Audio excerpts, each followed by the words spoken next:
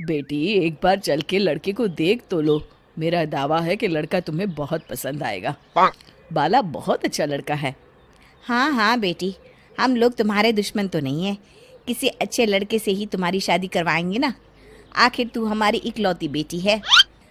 अच्छा ठीक है माँ, अब ज़्यादा भावुकतापूर्ण शब्दों का इस्तेमाल ना करो। मैं चलने के लिए तैयार हूँ। चलो फिर, बिना देर के हम सब चलते हैं। सभी बाला के घर पहुंचते हैं।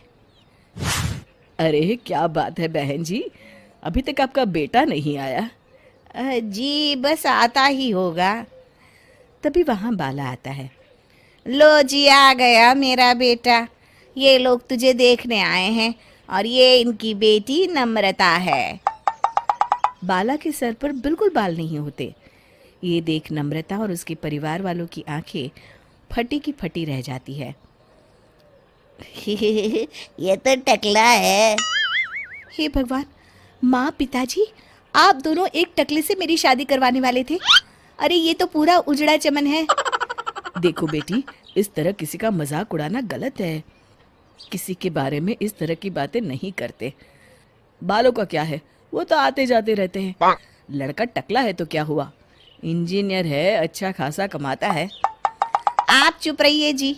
इसकी तरफदारी इसलिए कर रहे हैं क्योंकि आपके भी सर पर बाल नहीं है। मैंने तो आपसे शादी कर ली, मगर मैं अपनी बेटी की शादी एक टकले से बिल्कुल नहीं करवाऊंगी। अरे ये क्या, कब से आप लोगों ने टकला टकला लगा रखा है? और माफ करना, तुम भी कोई हूर की परी नहीं हो। तुम लोग मेरे घर में आकर मेरी ही बेइज्जती कर रहे हो। निकल जाओ यहाँ से।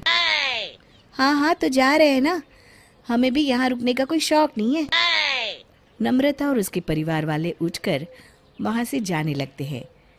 तभी नम्रता का छोटा भाई जाते जाते कहता है, टकला। तेरा बाप टकला। और इस तरह बाला का रिश्ता टूट जाता है। फिर एक दिन सड़क के किनारे एक आदमी घूम घूम कर कंधी बेच रहा होता है।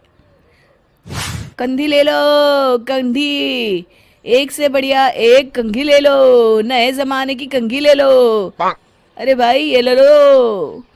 घूमते घूमते वो बाला के पास पहुंच जाता है। अरे भाई साहब, कंधी लोगे क्या? ये लो। तभी उसकी नज़र बाला के सर के ऊपर पड़ती है।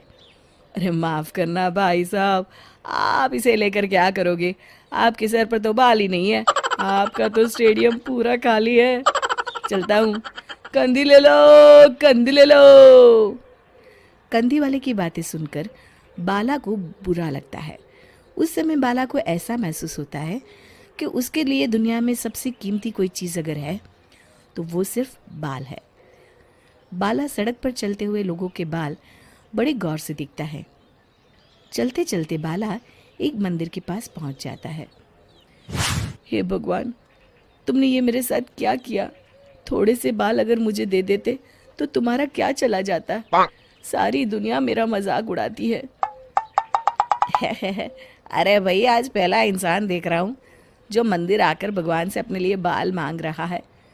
बेटा, भगवान ने तुम्हें सब कुछ तो दिया है, अच्छी सेहत है, अच्छी नौकरी है। लगता है तुम्हारी तबीयत ठीक नहीं है। घर जाओ, सब ठीक हो जाएगा।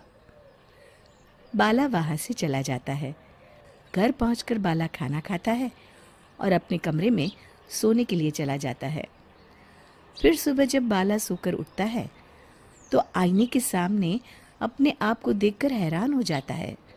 बाला के सर पर एकदम घने बाल आ जाते हैं। बाला खुशी से झूम उठता है। अरे ये तो चमत्कार हो गया, मेरे सर पर बाल आ गए।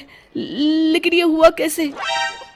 दोस्तों, अगर आप इस कहानी का दूसरा भाग देखना चाहते हैं तो हमें कमेंट करके ज़रूर बताएं।